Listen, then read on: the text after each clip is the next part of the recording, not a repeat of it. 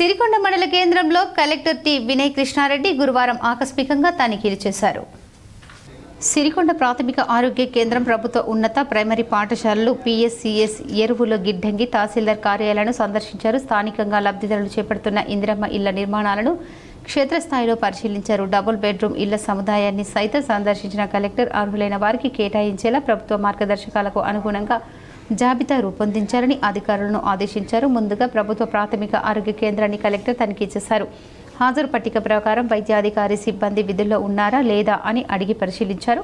PHC ద్వారా అందిస్తున్న వైద్య సేవల గురించి మెడికల్ ఆఫీసర్ను వివరాలు అడిగి తెలుసుకున్నారు. అన్ని రకాల ఔషధాలు సరిపడా అందుబాటులో ఉండాలని, సీజనల్ వ్యాధుల నియంత్రణకు ముందస్తు జాగ్రత్త తీసుకోవాలని, గ్రామాల్లో విరివిగా ఆరోగ్య శిబిరాలను నిర్వహించాలని సూచించారు. అనంతరం కలెక్టర్ జిల్లా పరిషత్ ఉన్నత పాఠశాల, ప్రాథమిక పాఠశాలను సందర్శించారు.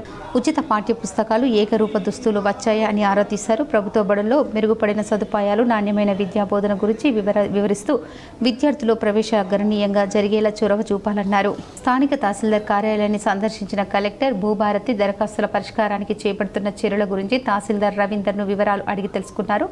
రోజువారీ లక్ష్యాన్ని నిర్దేశించుకుని నిర్ణీత గడువులో అన్ని దరఖాస్తులు పరిష్కారం అయ్యేలా కృషి చేయాలని ఆదేశించారు.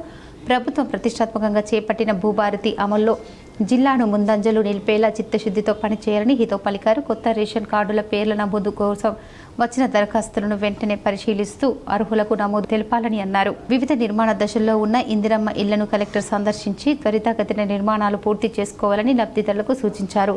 ఇళ్ల నిర్మాణాలకు ప్రభుత్వ పరంగా అవసరమైన తోడ్పాటును అందించామని గుర్తు చేశారు. అనంతరం 2 పడకల గదుల్లో ఇళ్ల నిర్మాణ సముదాయాన్ని సందర్శించి అర్హులైన లబ్ధిదారులకు వాటిని కేటాయించేలా చర్యలు తీసుకోవాలని ఎంపీడీఓ మనోహర్ రెడ్డికి సూచించారు. కలెక్టర్ వెంట స్థానిక అధికారులు ఉన్నారు.